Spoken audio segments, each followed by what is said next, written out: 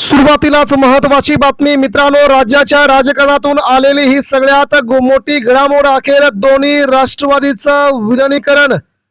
सुप्रिया सुळे केंद्रात कॅबिनेट मंत्री तर महाराष्ट्रामध्ये हा बडा नेता झालाय मंत्री. राष्ट्रवादीच्या विलिनीकरणाचा संपूर्ण तपशील आपल्या हाती मित्रांनो. सविस्तर बातमी जाणून घेऊया. प्रफुल्ल पटेल, तटकरे यांच्यासह मुंडे आणि भुजबळ यांना मात्र अक्कलपट्टीचे संकेत. मित्रांनो, की काय महत्वाची अपडेट राज्याच्या राजकारणातून. राष्ट्रवादीच्या मातब्बर नेत्यांना मोठा झटका. राज्याच्या राजकारणातील ही सगळ्यात मोठी घडामोड. पार्थ पवार, जय पवार आणि सुनेत्रा ताई पवार यांनी मात्र सगळ्यात मोठी खबर. मित्रांनो, शरद पवारांची पार्थ पवार यांच्यासोबत झालेली बैठक, तिथूनच फिरली अख्खी सूत्र. महाराष्ट्राच्या राजकारणामध्ये पवार घराणं अखेर सगळ्यांना चेकमेट करत राज्याच्या राजकारणामध्ये पुन्हा एकदा शरद पवारांनी आपली ताकद दिली दाखवून. गेल्या काही दिवसांपासून महाराष्ट्राच्या राजकारणामध्ये शरद पवारांना बाजूला सारून राष्ट्रवादी आपल्या ताब्यात घेण्यासाठी राष्ट्रवादी काँग्रेस पार्टीच्या बड्या नेत्यांनी प्रयत्न सुरू केले होते. त्यामध्ये प्रफुल्ल पटेल आणि सुनील तटकरे यांचं नाव अग्रभागी होतं. या दोन नेत्यांना असं वाटायचं की संपूर्ण राष्ट्रवादी आपल्या ताब्यात यावी, संपूर्ण पक्ष आपल्या ताब्यात यावा. त्यासाठी त्यांनी अजित पवारांच्या अस्थि विसर्जनानंतर त्याच दिवशी मुख्यमंत्री देवेंद्र फडणवीस यांची भेट घेऊन राज्याच्या राजकारणामध्ये उपमुख्यमंत्री ठेवण्याची प्रक्रिया सुरू केली आणि महाराष्ट्र हा पक्ष आपल्या ताब्यात यावा यासाठी त्यांनी जोरदार प्रतिक्रिया चालू केल्या. मात्र मित्रांनो, त्या दिवशी शरद पवारांना कोणत्याही प्रकारची जाण देखील नव्हती. शरद पवारांना सांगितलं देखील नव्हतं की शपथविधी घ्यायचा आहे. या सगळ्या घडामोडी अतिशय वेगाने घडल्या आणि त्यावेळेस मात्र महाराष्ट्राचं राजकारण शरद पवारांच्या होती कसं फिरणार याची उत्सुकता सगळ्यांनाच लागली होती.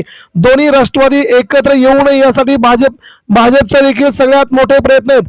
तसेच अजित पवार यांच्या राष्ट्रवादीच्या बड्या मंत्र्यांचं, बड्या नेत्यांचे देखील खूप मोठे संकेत आहेत की त्यांना वाटते की दोन्ही राष्ट्रवादी एकत्र येऊ नये.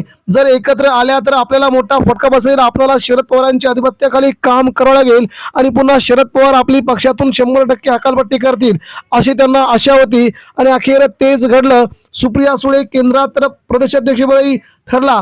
राष्ट्रवादीच्या विलिनीकरणाची चर्चेचा विषय संपूर्ण तपशील आता समोर येतोय. त्यामुळे भाजपला आणि राष्ट्रवादी अजित पवार गटाला सगळ्यात मोठा दणका बसतोय. शेवटी शरद पवारांचं घराणं एक होतं, एक आहे, एक राहणार असा नवीन फॉर्म्युला अखेर समोर येतोय. दोन्ही राष्ट्रवादीच्या विलिनीकरणानंतर काय ठरलं होतं याचा तपशील आता समोर आला आहे. दोन्ही राष्ट्रवादीचं विलिनीकरण झाल्यानंतर ते महायुतीमध्ये सामील होणार का? सुप्रिया सुळेंना केंद्रात मंत्रिपद तर राज्यामध्ये बडा मंत्री म्हणजे रोहित पवार यांना मंत्री केलं जाणार. या सगळ्यात मोठ्या बातमीने दोन्ही राष्ट्रवादीचं एकत्रीकरण आता जवळजवळ निश्चित बनलंय. पडद्याच्या पाठीमागे शरद पवार आणि रोहित पवार यांच्यासह सुनेत्रा पवार, पार्थ पवार यांच्यामध्ये जोरदार हालचाली सुरू आहेत. मात्र अजितदादा पवार यांच्या 10व्या नंतर 13व्या नंतर सगळ्या प्रक्रिया बाहेर पडतील तोपर्यंत राजकीय भाष्य करणार नाही असं सगळ्याच राजकीय नेत्यांनी म्हटलंय. त्यामुळे आता नेमकं काय घडतंय ते आता आपण जाणून घेऊया. प्रदेशाध्यक्ष पदाचा अंतिम निर्णय हा शरद पवार घेणार होते असं अजित पवार आणि जयंत पाटील यांच्या बैठकीत ठरल्याची माहिती अखेर समोर येत आहे. आणि तशाच प्रकारे आगामी काळात शरद पवार राष्ट्रवादी काँग्रेसचा प्रदेशाध्यक्ष ठरवणार आणि शरद पवार जे ठरवतील त्यांच्या अधिपत्याखाली दोन्ही राष्ट्रवादी काँग्रेस पार्टीला काम करावं लागेल. ही या घडीची सगळ्यात मोठी अपडेट आहे. अजित पवारांच्या निधनानंतर सुनेत्रा पवार यांनी उपमुख्यमंत्री पदाची शपथ घेतली. त्यानंतर शरद पवार गटाच्या नेत्यांनी दोन्ही राष्ट्रवादीच्या विलिनीकरणाची अंतिम चर्चा झाली होती असा दावा केलाय. अशी एक बैठक जयंत पाटील यांच्या निवासस्थानी झाल्याची माहिती अखेर समोर आली आणि दोन्ही राष्ट्रवादी एकत्र येण्यावरती शिक्कामोर्तब आता होणार आहे. जयंत पाटील यांच्या मुंबईतील निवासस्थानी 23 डिसेंबर रोजी एक बैठक झाली होती. त्या बैठकीला शरद पवार गटाचे 14 नेते, अजित पवार यांच्या गटाचे काही नेते उपस्थित असल्याची माहिती येत आहे. परंतु अजित पवार यांनी जाणून बुजून अजित पवारांच्या प्रफुल्ल पटेल, तटकरे, मुंडे आणि छगन भुजबळ एकाही नेत्यांना याची कोणत्याही प्रकारची माहिती दिली नसल्याची बातमी समोर येत आहे. कारण की या नेत्यांचा विलिनीकरणासाठी विरोध होता.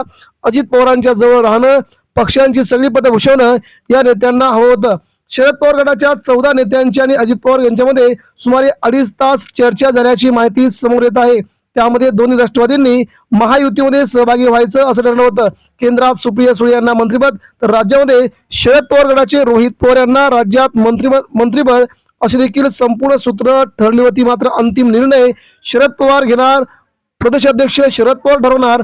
यामुळे आता आगामी काळामध्ये या चर्चा तशाच कंटिन्यू चालू राहतील आणि पुन्हा एकदा दोन्ही राष्ट्रवादी काँग्रेसचं विलीनीकरण होऊन दोन्ही राष्ट्रवादी सत्तेमध्ये सहभागी होतील।